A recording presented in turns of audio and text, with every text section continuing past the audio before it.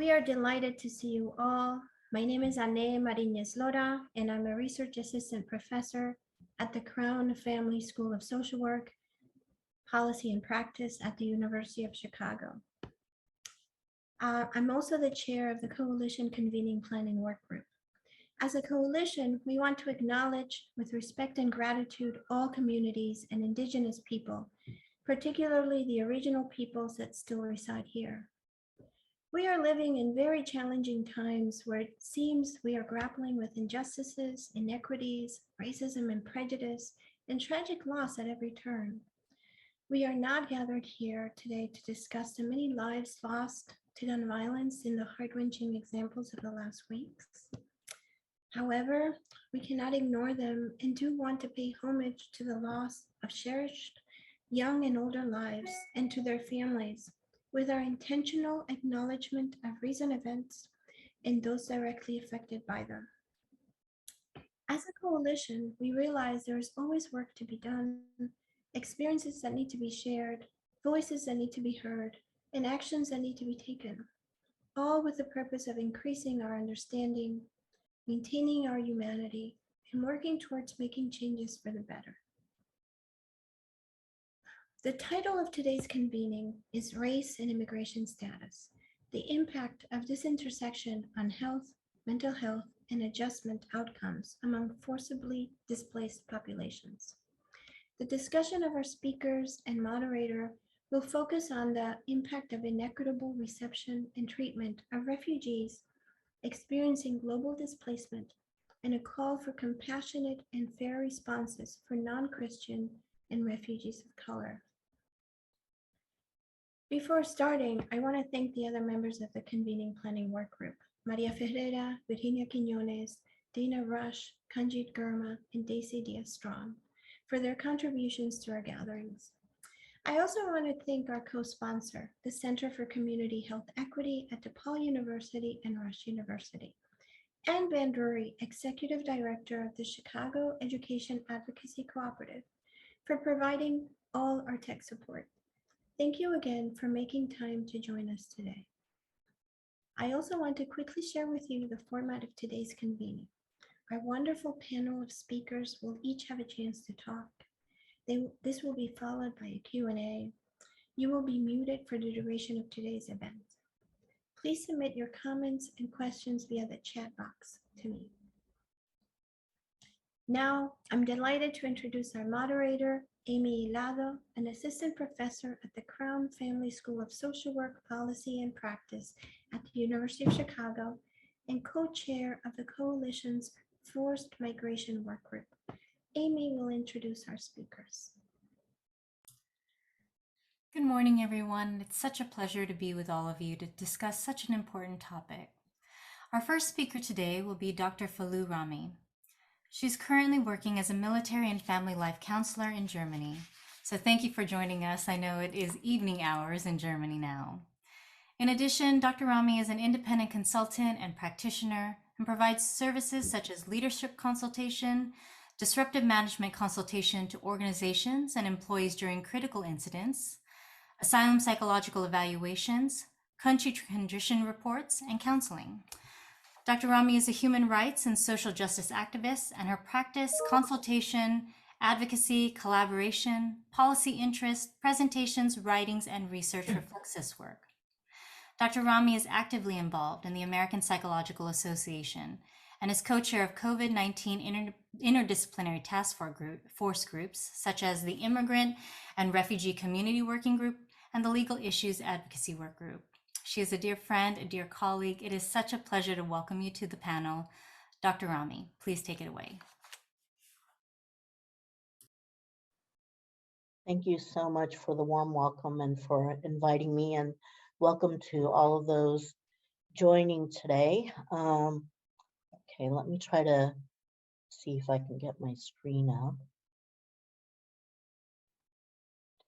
So my presentation is based in part on my dissertation on humanitarian perceptions of Syrian refugees' adjustment experience. It's also based on experiences that I've had working at detention centers. I've also worked with unaccompanied Afghan minors, most recently in Michigan at an emergency intake shelter, as well as Central American unaccompanied minors in San Antonio, Texas. And I think I mentioned I also worked at a detention center in California on the border of Tijuana. And then most recently, even though I don't have direct experience working with Afghan refugees, I'm at Ramstein Air Base, and about August or September, the base actually hosted 35,000 Afghan families that were rescued from Afghanistan and were staying at the base for a few months. So I wanted to start off just with a brief theoretical framework that I used in my dissertation. Obviously, this framework doesn't explain everything that we're seeing right now, but I used intergroup threat theory by Stephen et al. In 2016. And I think it kind of does a nice job of explaining some of the things that we're seeing in terms of the treatment of refugees, both domestically as well as globally now, I guess, because I'm in Germany.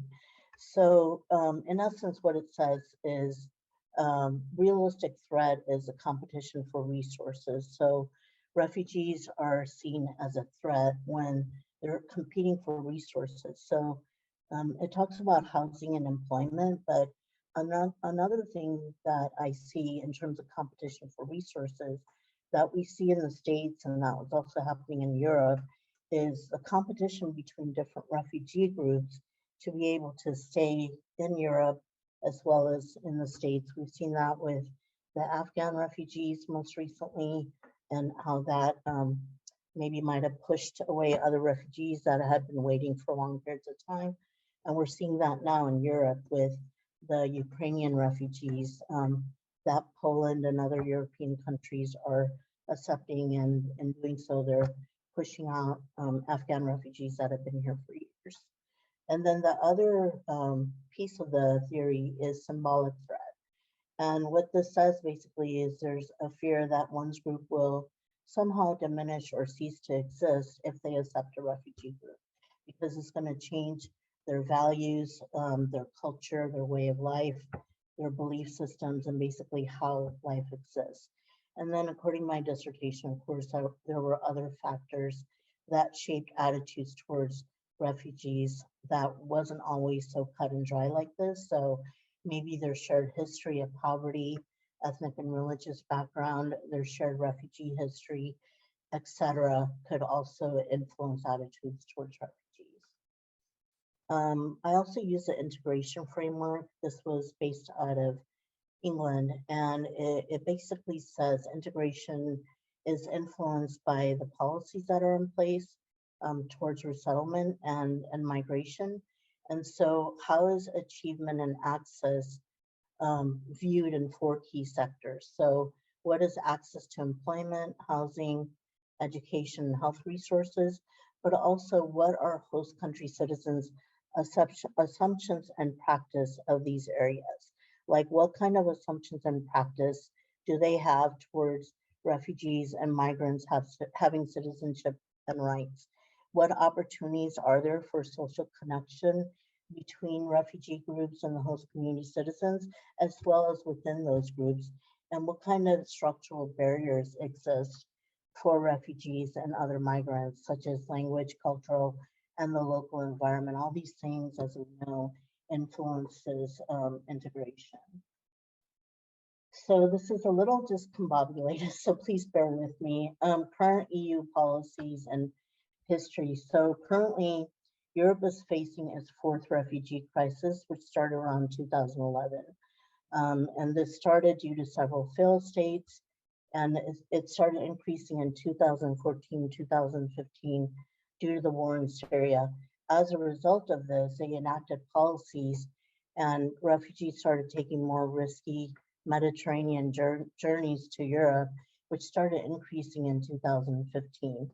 So as we know, Turkey has hosted the most Syrian refugees, and they were attempting to leave Turkey to get to Greece to try to, have opportunities for their families.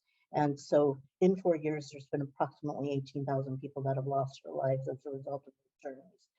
And just between January and November 2018, of the 133,489 migrants and refugees, 81% cross the Mediterranean Sea.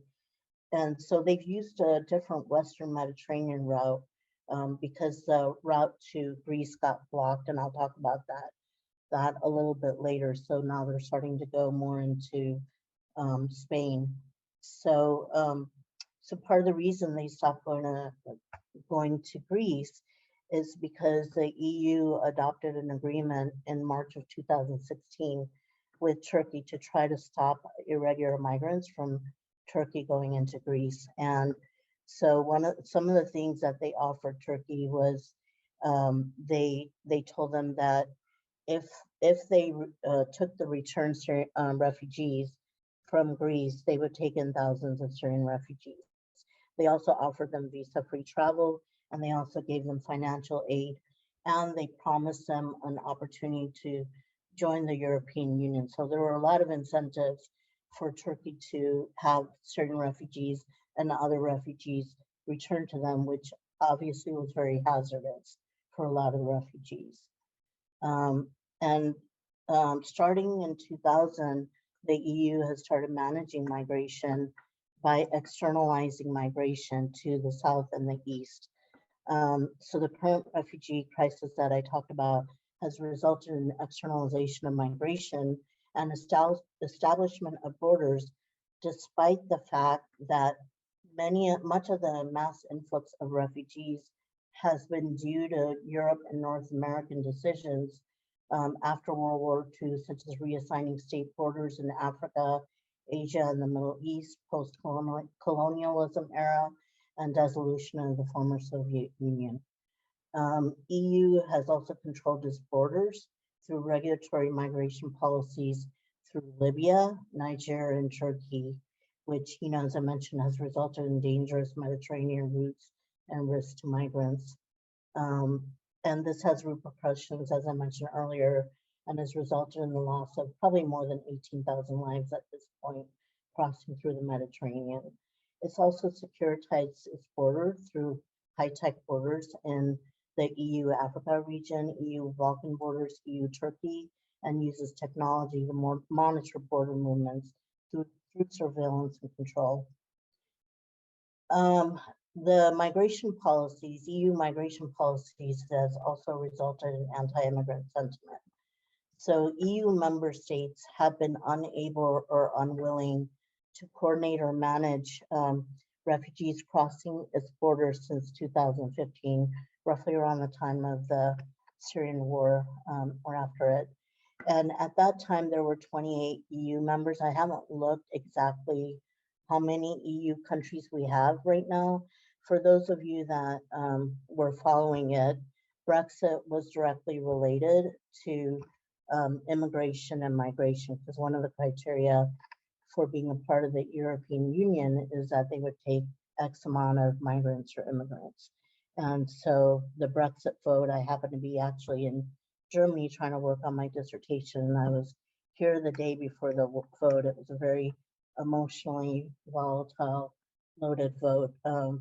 And as we know, they agreed and they successfully passed that. I don't know where they're at with that right now, but there's also something called the Dublin Regulation, which is part of the EU, which they have not been able to successfully,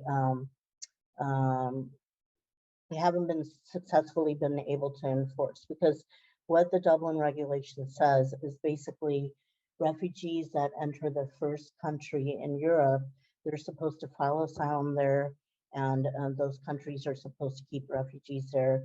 And it really created unequal burden sharing in EU, because the first countries that most refugees, or at least Syrian refugees, were going to were Greece and Turkey, and they have very limited resources. And so they're, even though there were a lot of other countries that were part of the European Union, countries such as Czechoslovakia, Hungary, Bulgaria, Poland. They refuse to share the burden of accepting these refugees. And I'll talk about Poland later, but Poland was notorious for refusing Syrian refugees, and we know right now with the Ukrainian crisis how openly they're being praised and accepting Ukrainian refugees. Um, and there was also new anti-migration policies over the past 4 years and gross violations of the Schengen Agreement and human rights. So Schengen Agreement, basically there's an area in Europe and countries that are part of it, there's supposed to be border-free movement between those countries. And I know when I was in Germany, because of the influx of Syrian refugees, what was happening is there was a lot more securitization of the trains, a lot more enforcement of the trains to check to make sure there were no refugees that were boarding. And there's also been an increased far-right government that's been elected, also resulting in more anti-migrant policies. I already talked about the EU membership criteria. I talked about Brexit, but we also saw that in the States with Trump and the racialization and Muslim ban.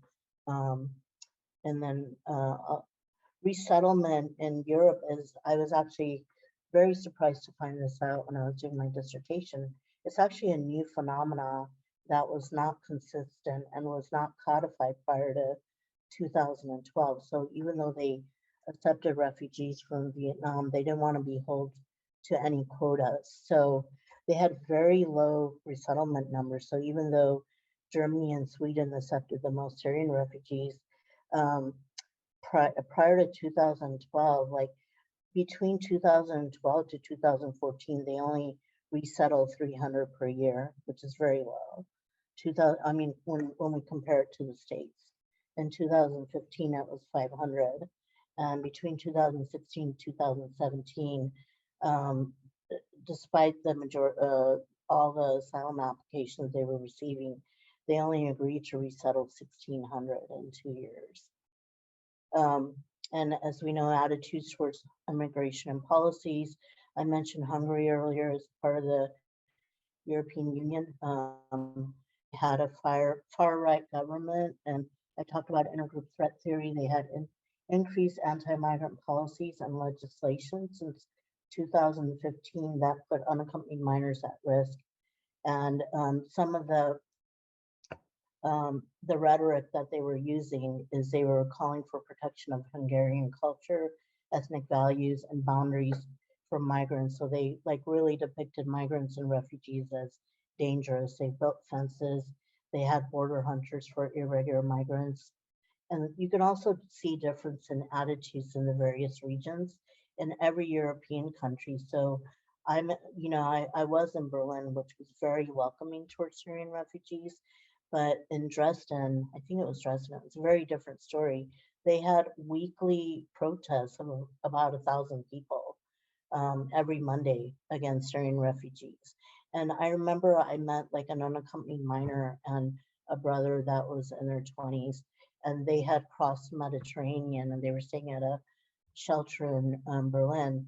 And they crossed Greece and they were trying to get to another European country. And I remember telling them that they were taking the train through Europe and they knew which countries to not get off of because there were throngs of people protesting them getting off the trains, and they felt very scared for their lives. So that's how they picked which countries they were going to go to. And as we know, host country citizen attitudes towards immigrants and policies are connected. I talked a little bit about Ukrainian refugees and how Poland has been praised for accepting that. And the New Humanitarian recently had an article that on the border of Polish-Ukrainian border, they're accepting Ukrainians. There's a lot of humanitarian aid for them. People are welcoming. And yet on the Polish-Belarus border is very different. Both sides are pushing the refugees back and forth, creating, a lot of danger for them and engaging in human rights violations. They are giving fines and detention for volunteers accepting refugees.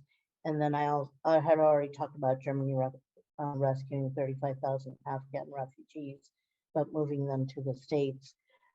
Most recently, there was an article that refugees that have been here for a few years are now being moved from accommodation centers to make space for Ukrainian refugees. So they're being displaced.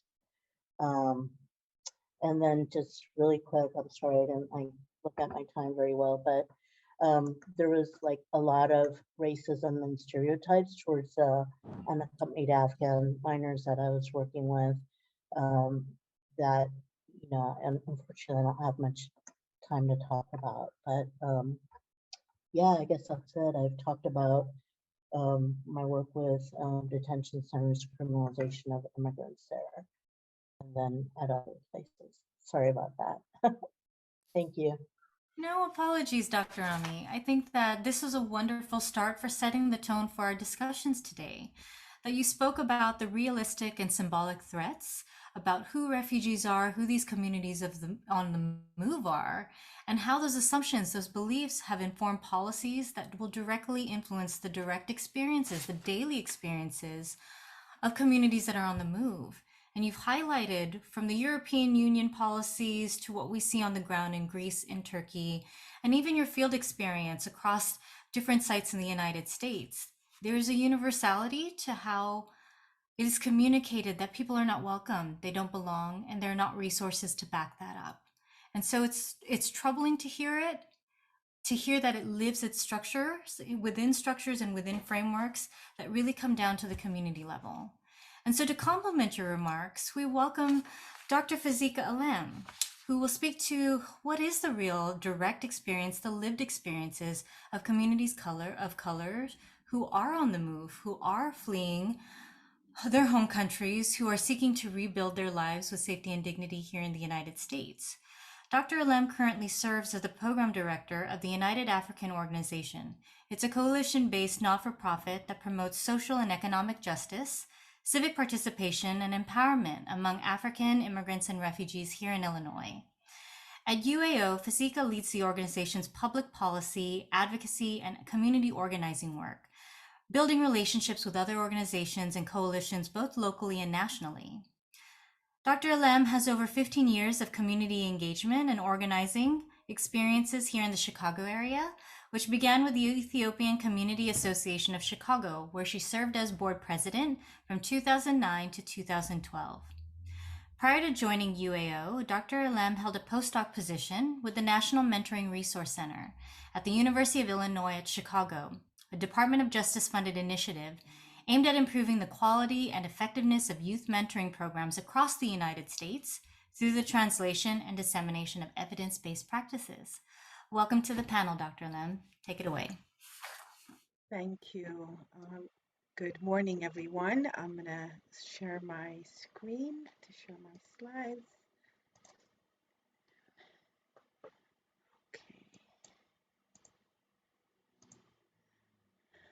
Okay. So I'm going to try to keep it brief. So I'm going to talk about a little bit about the work that we've been doing in Chicago and what we've been seeing, but wanted to quickly provide some background on our organization. So we provide immigration legal services, family support services, as well as public policy advocacy.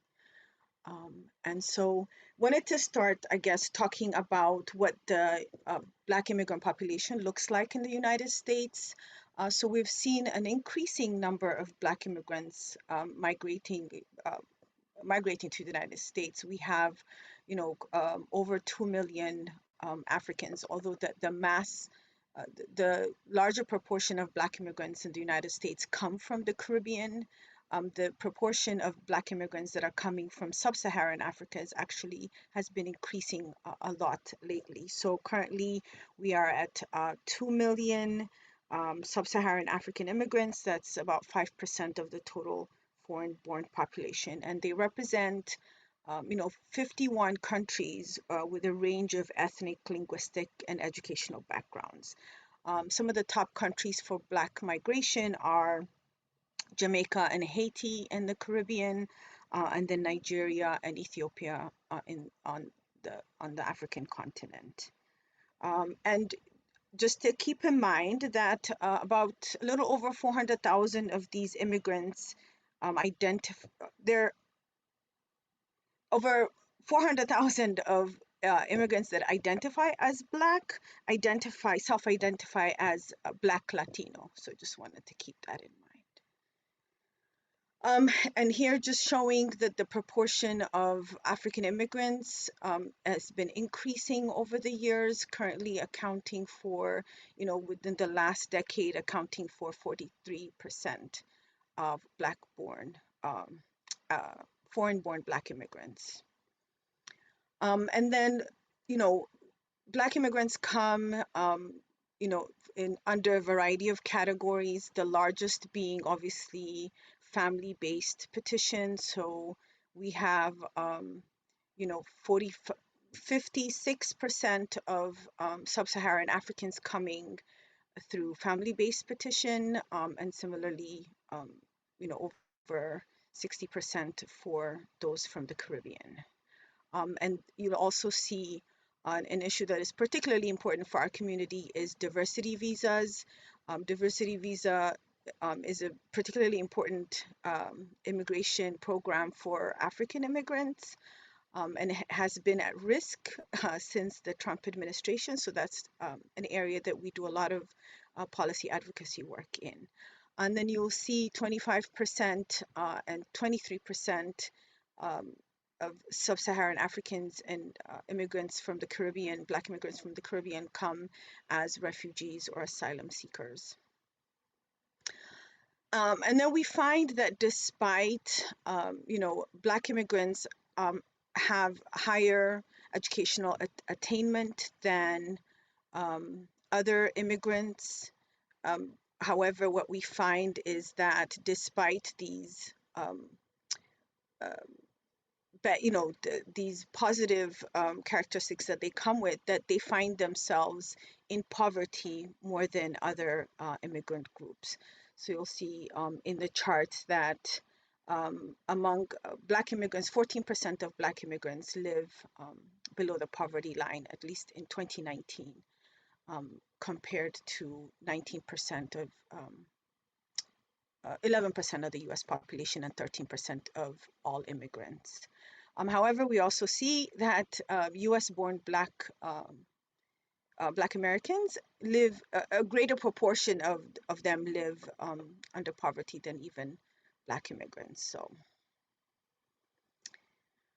So over the years, there have been a number of policies that have supported increased Black migration. Just pointing out a few here. We have the Immigration and Nationality Act of 1965, which expanded family-based immigration. We have the Refugee Act of 1918 that created migration pathways for people that were experiencing conflict. And then in the Immigration Act of 1990 is the one that created the diversity visa program. However, being Black and an immigrant has its challenges in the country, often subjected to the same issues that native-born African Americans experience in this country, including poverty, lack of access to health care and affordable housing, and over-policing and increased incarceration. And we find that this has a significant effect on immigration. First off, over-policing among Black immigrants often leads to the prison to deportation pipeline. In fact, 76% of Black immigrants are deported on criminal grounds. It's often a simple contact with law enforcement that could end up leading somebody to being put in deportation proceedings. Black immigrants are, 3 times more likely to be in that situation. So, if being Black itself makes you a police target, which we know it does, then being Black and undocumented and then living in poor neighborhoods that are already over-policed makes you even more vulnerable for surveillance punishment and deportation. Additionally, we find that even the detention of families is highest among Black immigrants, particularly Haitian immigrants. And so this is data from one particular detention center that showed that during the pandemic, Haitian families were, more likely to be detained than any group of immigrants. Similarly, Black immigrants, again, particularly those that are from Haiti, face higher asylum rejection rates. So the chart on the top shows us, the top 5 countries that have that are more likely to get their asylum applications approved, accepted, and then the bottom 5 shows you the countries that have, the highest rejection rates. So as you can see, Haiti is one of those countries, despite, what we all know is happening in Haiti and has been happening over the years. Also, groups have found when they look at their own data that Black immigrants tend to pay higher bond rates than other immigrant groups. So races, for example, looked at their own data. They provide bond support for immigrants. So what they found was that the average bond for Haitian migrants was much higher than it is for other immigrants. There have also been multiple reports about an inhumane treatment of Black migrants in detention, from anywhere from being denied food, being denied, cleaning supplies, hygiene supplies, but also being denied access to health care.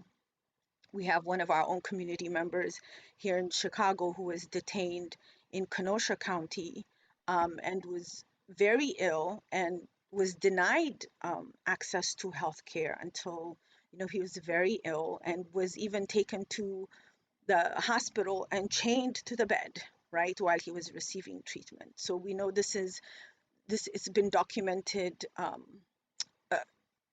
by a lot of groups about this issue. In fact, Human Rights Watch recently published a report about Cameroonian detainees, asylum seekers that were being forced, to sign their own deportation papers. They were restrained painfully. We've seen stories of them being put in this, what they call a medical restraint for several hours on their deportation flights, abusive solitary confinement, the fact that Black immigrants are 6 times more likely to be put into solitary confinement.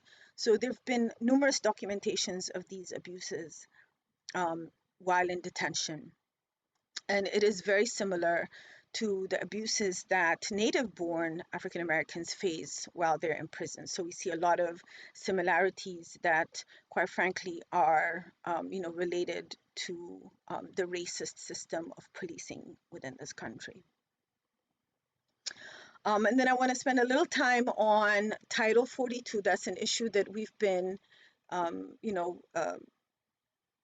kind of dealing with for some time. So Title 42 is part of it's a public part of the Public Health Service Act, and it enables the suspension of admission of migrants to prevent the spread of communicable diseases. So prior to 2020, the last time this statute was used was in 1929 when there was a meningitis outbreak. But it was invoked in 2020 despite objections from many public health experts that did not see it as a, that it was not a necessary policy to implement at the border, and that there were other ways to prevent the spread of COVID across the border. But despite that, it was implemented in 2020, and it has continued under the Biden administration. And since President Biden took office, there have been over 1.3 million expulsions using Title 42. And as of yesterday, there were 261 flights back to Haiti, expelling over 25,000 Haitians, about half of whom are children. And you can see in the chart also that the expulsions actually increased under the Biden administration. And I also want to point out that the history of discrimination against Haitian migrants is long. Back in the 1970s, when there was a U.S.-backed dictatorship of Francois Duvalier, people were fleeing because of violence that they were experiencing in Haiti. But at that time, the US implemented the Haitian program in 1978, which essentially was putting all newly arriving Haitians in local jails and denying them asylum. And then in 1983, in the midst of the HIV/AIDS pandemic, the CDC designated Haitians as a high-risk group. And so when they issued an immigration ban, it was selectively applied against Haitians. And then the Reagan administration then introduced the practice of interdiction, which means that as people are fleeing by boat towards the United States, that they would intercept the boats before it was able to reach American shores, where they would be legally able to seek asylum. Interestingly, they're still doing that to this day. They are intercepting boats that are, trying to get to the U.S. On a daily basis. We actually have clients that came by boat, right? And so they continue to use that. And then in 1991, there was another military coup that resulted in violence and another reason for people to flee. Thank you. I see you, Anne. What they did was they even started using the naval base in Guantanamo Bay as a processing center, and essentially a detention center for Haitian migrants. So there's a long history there, is what I want to point out. And so I think, we do a lot of advocacy, so I'm going to end with an advocacy call to action. In April of this year, the Centers for Disease Control and Prevention announced that they would end the use of Title 22 this month.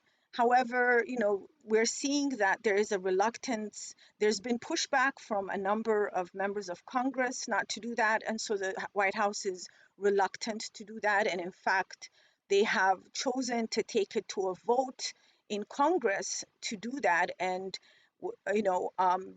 they're holding COVID-related funds hostage so that Title 42 continues.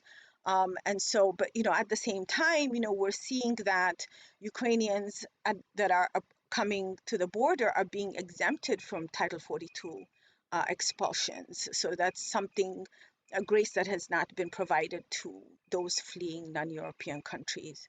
So BAJI, the Black Alliance for Just Immigration, is doing a call to action where we're calling senators. We're working with them to do that. I'm sorry, I had a timer on here and it's beeping, sorry. And so I would encourage you to just visit BAJI, and on their engagement page, you can enter your information and they'll pull up your senator. But we know our senators, right? Senator Durbin and Senator Duckworth. And so I just want to put a call out to action to do that today, and I will end my presentation here. Thank you. Thank you, Dr. Alem.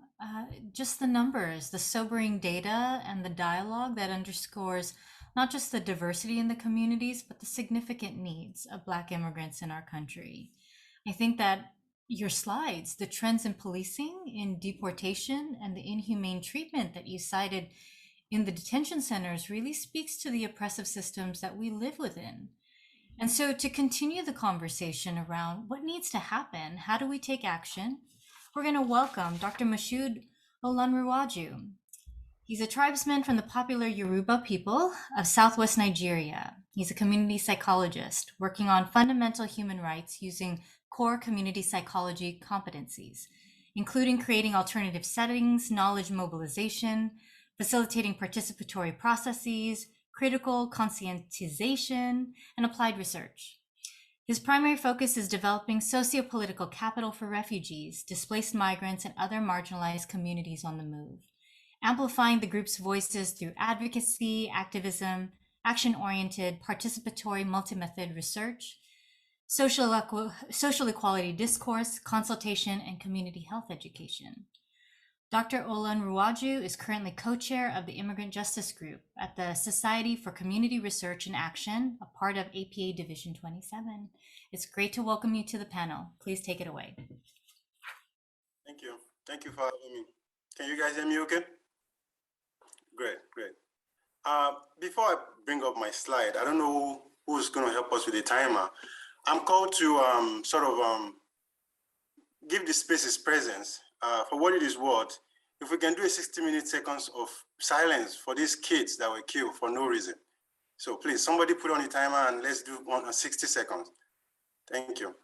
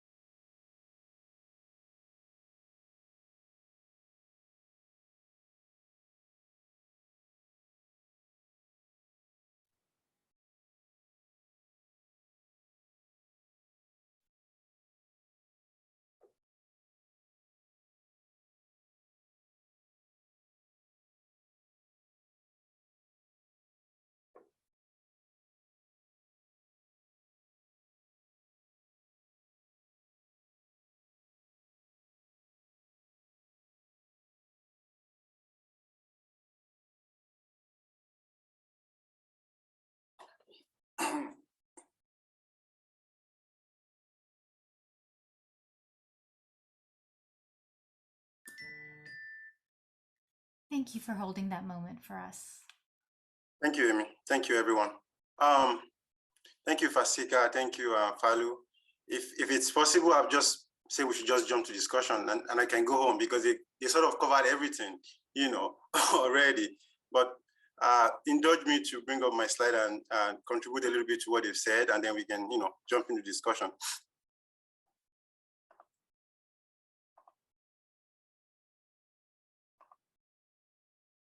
So when Amy and I discussed, she's, you know, we were trying to see what I should bring in here and, you know, speak about. So we talk about domestic impact, right? But there's no way I can sort of, excuse me.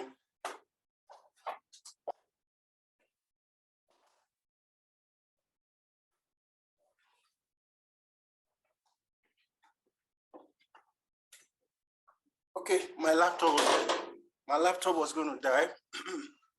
So yeah, there's no way I can, you know, just talk about the experiences, people that I've interpreted or talked to without going into some kind of detail. By the way, I'm a community psychologist. I like to call myself an activist immigrant scholar because I'm always in the community. You know, I interpret it better that way, the experiences. And then I'm a problem posing educator, meaning all of my students, if some of them are online here, they know that I ask more questions that I can never, you know, get answer to.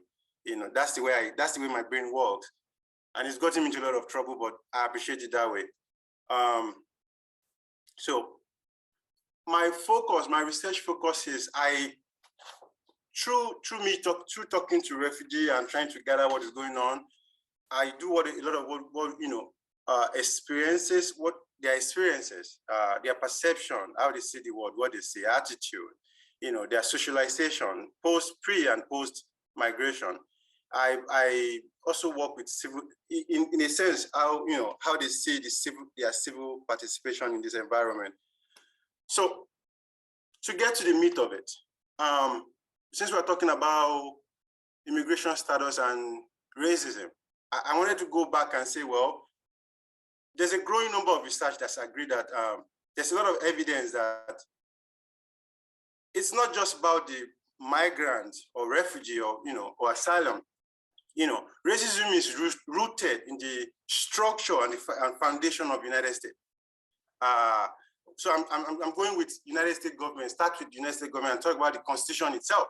It wasn't like it was inclusive, so we know that for sure, which is why we see what is happening with even the Black community, and not to talk of the migrant communities that come, right?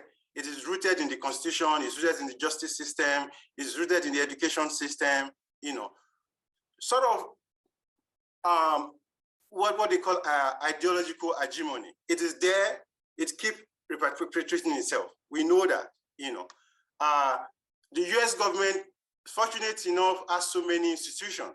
So talk about institutional racism. We have, for instance, the 3042 that Fasika just mentioned, CDC, I don't know why, but CDC through the government was the one that enacted this, right? CDC is supposed to be an institution that's supposed to be, talking about diseases.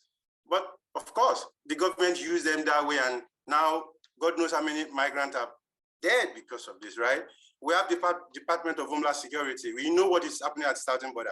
This is rooted in institutional racism in the American. It's in the foundation. We all know that. Interpersonal racism. This is the one you see. People just make this thing up and say, he's a Muslim. He's here to take our land. He's here to take our jobs, our women. Some of those cheap racist jokes that we see, they are all part of the system. How this racism get flowered.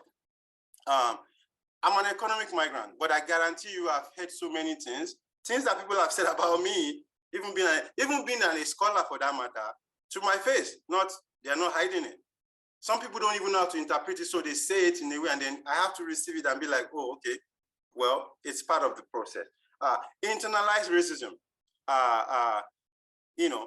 This is the most dangerous one, because refugees themselves, or migrants or asylum seekers themselves, once they settle down, some of them don't even want to associate with what their backgrounds anymore. You see people want to change their color if it's possible tomorrow.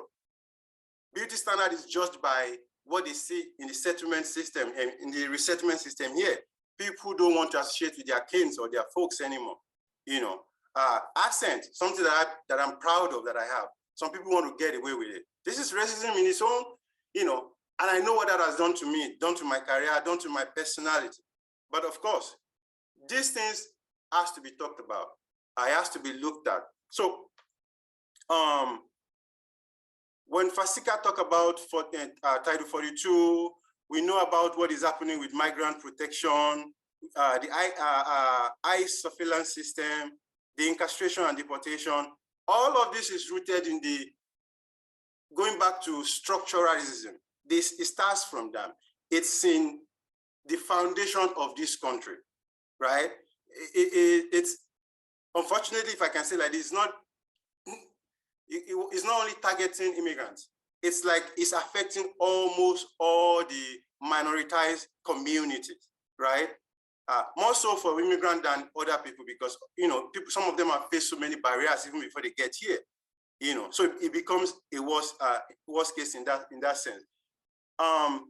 If you allow me to talk about ICE for a minute, ICE is supposed to be just sort of if I can use the word police, but what ICE has turned to, if you can read this, it says, ICE now has 20 billion project awarded to an organization just so that they can monitor, and they have information, they can get information from DA, from FBI. So none of us is safe in that sense from ICE.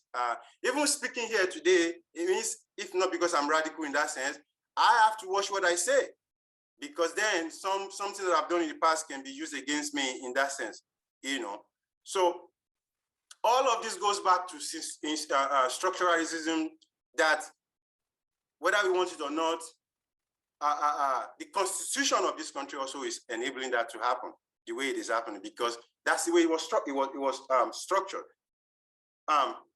Everything Fasika talked about, if you can look at this picture of even Falu, I mean, 90% or 97% of people in this picture are African migrant, Afro-Caribbean, Afro-Latina, Afro-Hispanic, because they're all coming from different, part of Southern America, coming from continental Africa. This picture, I don't know how many people, but I guarantee you, this is 2000 and, what is this? This is 2021, sorry. Of all the people in this picture, I can guarantee you that maybe it's just 3 of them that have made it into the mainland America and have resettled you in this system. So some of these people are still here, or they've gone to different places. Some of them are dead, that's for sure. But let's talk about the trauma that is generated in this place, in this setting. We know that there's trauma going on here. Not every one of us do want to be here for a reason, right? So, behavioral scientists, clinical psychologists, sociologists, and other, professionals, they've concluded, they know for sure that refugees of color often exhibit reaction to traumatic events, such as what you see in that picture, and then there's something that they call moral injury. This is not something that you can explain, but you can see it. You know that it's happening. People are suffering from this distress. I mean, look at this picture again. It will tell you what that means. Because of course there's no sanitation here, a proper sanitation here. People are sleeping. You can see all the dead on the floor. So moral injury is there, of course. It is described. You know what? I'm getting ahead of myself. If I can read it. It said, there have been 2 types of moral injury appraisals found in refugees: transgression by others and transgression by oneself. I want to stick with the transgression by other because sort of the next picture will carry that for you, and you can see it, when they say transgression by other, something that is affecting every migrant or every refugee. If you see this picture very well, there's a lot of things going on in this picture, like a whole lot of things that you can see. I'm not sure where this guy is today, the guy in the water. And this is what people go through almost every day. This is their experience before they get here, right? We've seen this. There's a young lady here. I think she only has underwear on. For the life of me, I can't even begin to imagine what is going on. And so I can't imagine what her mental state is right now, wherever she is in the world, either she's here in the state or she's still at the border, right? So we know all of these are generating trauma, affecting health and mental health, So when many of, or as little as all of these people get settled in this part of the world that we call United States, the question for me, like I said, I'm always asking question is, how much of the trauma that they've gone does the human services understand in terms of how they deal with them? People that are doing clinical, people that are doing case management, how do they understand to interpret this? Men that are abusing their spouse and their spouse are not speaking up because the spouse understands that this is not my husband, this is not the way my husband used to be. He's dealing with some kind of moral injury, some psychological suffering that he cannot even explain himself. The woman knows that, but she cannot. How do human service professionals, when they interface or meet with this certain man, how do they deal with him? Do they provide him with some kind of psychological medicine that turns everything around? Do they understand this is social crisis that he's dealing with? It has nothing to do with his generic makeup, right? People that resort to alcoholic beverage to numb their pain. People that are doing clinical work, do they understand to deal with these people that this is these are social experience that come about as a result of what you've seen in these pictures? Migrant of color that is doing 5-6 works and cannot make up on a daily basis because of this. These are what people have said to me in the field of my work that, I'm doing, and I'm not the only one. I'm sure a lot of you know that. I'm doing 4 work just to make up, but I'm not making ends meet.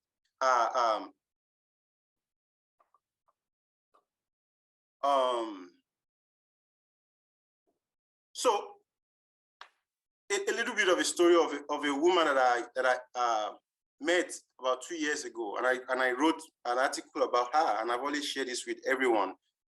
she was in the refugee camp with her children they went from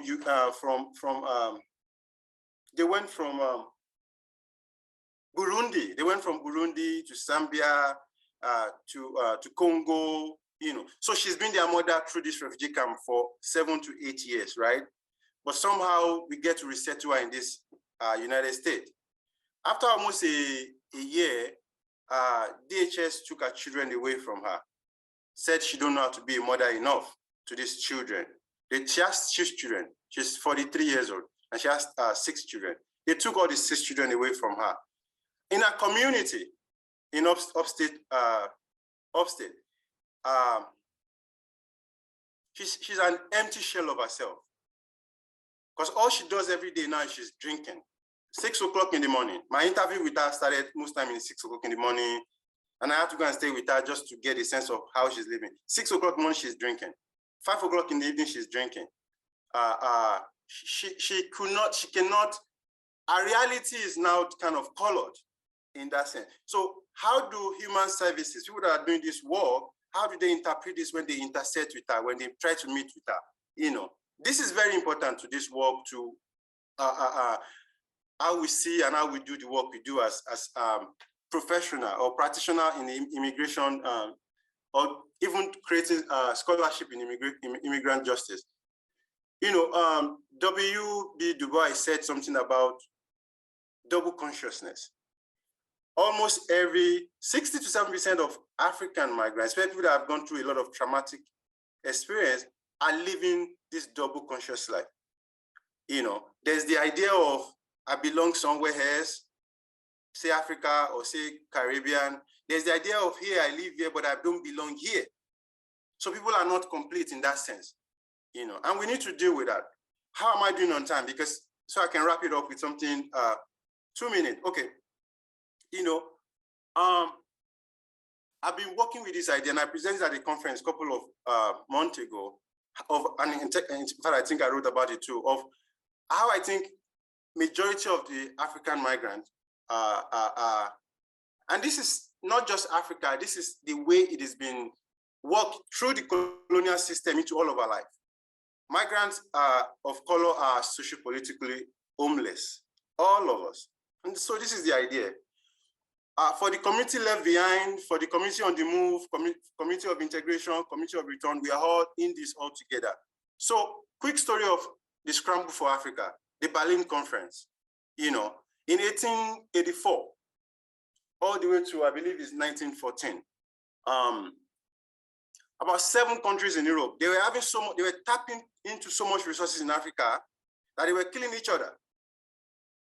So they decided to call this conference, and then each of them got a portion of Africa, So the division, this division that they created makes me, for instance, I'm a Nigerian, I'm from the West, I'm from West Africa. That's the way they call it. And so there are other people from West Africa, but they speak French. I speak, because I was colonized, my country was colonized by the British. I speak English. The ones that were colonized that are also in the West, that are colonized by the French, they speak French. Now, it could as well be the people that were in the West, in the other part of Africa, speaks French. The one that French colonized, they are my tribe, but they no longer see themselves as my tribe. A good example is the Tutsi and Hutu. 18th century, 17th century, this was just a social class. Both Hutu and Tutsi, that is killed so much, we've seen the genocide. This was just a social class that it has now turned to race because of these divisions. And this is sort of the process that has been going on, not just Africa. So people migrating out of Africa, except that we don't have climate crisis that's displacing people. This is the genesis of this crisis that people are living, right? Because people no longer see themselves as brother and sister. Something that used to be a social class, hierarchy system is now turned to race issue. And so people don't see themselves. Hutu that used to be social class with Tutsi don't see themselves. And millions have been killed. They are unmarked graves that are just being discovered in Africa. From those periods, I'll leave it at that and get into discussion. I hope that was helpful. Thank you. No, thank you very much. I think it's so important that you highlighted the role of the workforce as we think about this, the way you spoke about the moral injury that people experience and the trauma that comes from it, and how we as a human service workforce really need to understand that it's not just one singular event, but you talk about a long history of people being displaced, a long history of systems of oppression that directly target disproportionately Black communities, Black immigrant communities. And I really appreciate how it was highlighted that we will continue to see the flow of people that are moving, that what's happening in Africa is not something where there is an easy solution. And so I appreciate you bringing that into the dialogue. And so we did ask everyone if they could stay a little bit longer, 5 to 10 minutes, so that we can at least have an opportunity to address any questions you might have. And at this time, I'll pass the floor to Anais for some final remarks to get us started. Okay. Hello again, everyone. Thank you. This was Falu, Fasika, Moshood. You gave us an excellent, passionate and thoughtful review of the impact of the intersection of race, ethnicity, racism, and prejudice on the refugee experience. And thank you for highlighting the workforce needs to understand how to work with these impacted communities. We, in our convenings, we cover very complex topics and can always use at least 4 times the time and still feel it was not enough time. Before we move on, I just want to give you, please complete our survey. The QR code is available on, and I've also sent the link for you to do that. On Tuesday, I will follow up with an email with a little virtual swag and another reminder to complete the survey. And then also heads up that we'll have another convening on June 24th, focusing on refugee children's transition to schools. And we'll post that in the near future. So, one of the questions that we have is if we have a few minutes, since people have been willing to stay a little longer, is if, can you speak more about what we can do? How, in our different roles, in different locations, we can really make a difference and help folks feel more welcomed, feel more advocated, defend them, stand up to them, with them. If you could elaborate on that and how we can really try to work from our own different places to create some change and awareness.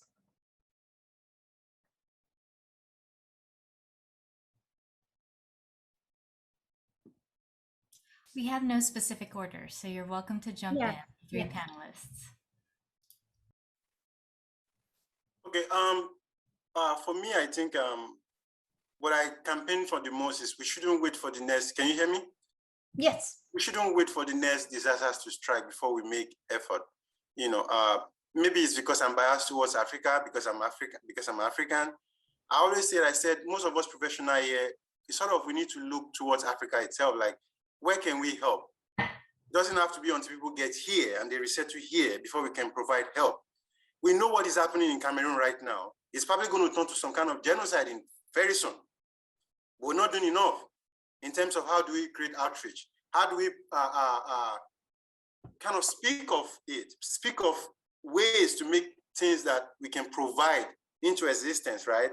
Maybe this kind of setting, of course, but maybe in your other convening, but we definitely need to speak to more of these crises that we see across the world as we see before they now come to our doorstep and then we have to deal with it, right?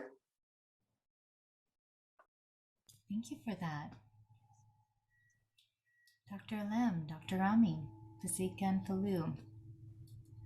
Yeah, I would add that I think for us it's very important to get those that are directly impacted by these policy issues to be engaged and to be able to advocate for themselves, right? So it's important for us that we empower our community members to be able to do that advocacy, to share their stories, and talk to these folks that are making the decisions for us, the Senator Durbins, and who interestingly is very powerful within Congress, right? But we need to be able to reach them, and within that, I think it's important for those for allies to also make their voices heard, right? To make the calls, to advocate on behalf of those that are directly impacted. So, as I said, it's important that those that are making these policy decisions know how these policies negatively impact our communities, and the only way they will know that is if we tell them. Suggestions. Any final thoughts, Falu? Yeah, I mean, I kind of had I had some thoughts. I was just thinking, like, think about like your sphere of influence. There's a lot of people that have misperceptions of migrants and refugees. So first be educated about like the policies, both domestically and globally. I think that's really important. And then for people that have misperceptions, I think having that information and being able to educate people is important. I've been thinking about, as a BIPOC immigrant, I've been having difficult conversations actually within the APA itself. And there's a lot of implicit racism that has been going on, and those are very difficult conversations. And I've had some lashback, but I mean, it needs to happen at any level. And then finally, I think, media goes a long way in terms of shaping attitudes and perceptions of migrants and refugees. And I just think a lot of times people that come to these talks, it's great that it's supported, but there is people that already support this cause, right? So how can we reach people that don't have the information or have those difficult conversations in maybe a more public forum, be more involved in the media? So those are some thoughts that I had. You three have given us a sense of things we can do abroad, things we can do domestically at the policy level, and things we could do right around the dinner table and within our community. And it's so powerful. We did have a chat remark from Karem, former refugee from Iraq, who has gone through the process of internalized racism, and something that he's seen reinforced in the school setting. And thinking about how young children are also inculcated to think a specific way about different groups of people. Are there any resources that are available that you know of that can be used to share? I think we can actually use the emails that Ane is going to send after this to be able to share information that is available. But I wanted to put that out there. How do we work within the community, that spirit of educating folks that are here?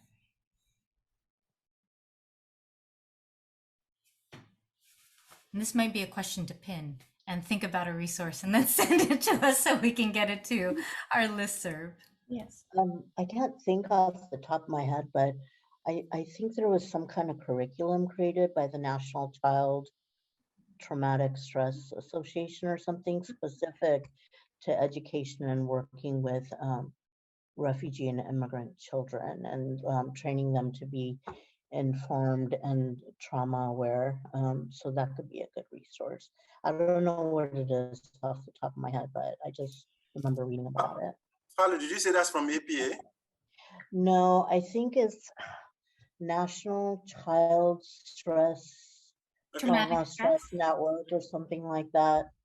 But I can look it up. But I remember there was some evidence-based curriculum specifically geared towards training educators in school systems that had refugee children and immigrants. That was really important. So we know this really has to be a movement, and it has to be, like you said, invested people that will reach out beyond our spheres of influence and to do something, again, not just right in our communities, but thinking about all those that across the country and across the globe that need our support.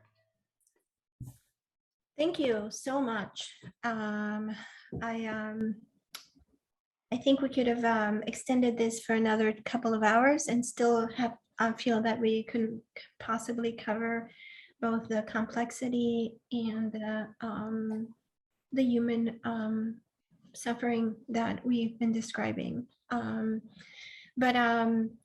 So I hope that we kind of take this as one of many conversations that we can have together, and then so that we can share this information so that people serves educationally, but also to help us really figure out how to be thoughtfully supportive and engaging in continuing the fight. Thank you everyone for coming. I'm very grateful that you are all here. I wish you well and stay healthy and have a good week. And I hope to see a good weekend. Okay, and I hope to see you very soon. Thanks again. Thank you. Thank you. Wonderful job. Thank you, everybody. Thank Bye. you. Thank you. Bye. Bye. Where I'm running to is running through my mind. Always on the run, am I running out of time? Darkness in my way, I pray that the sun will shine. Started from the bottom and that was underlined by the place that I'm from. Sometimes it's undivine. I hear them songs of freedom and they running through my mind. Close my eyes, imagine a place next to me where I no longer can be labeled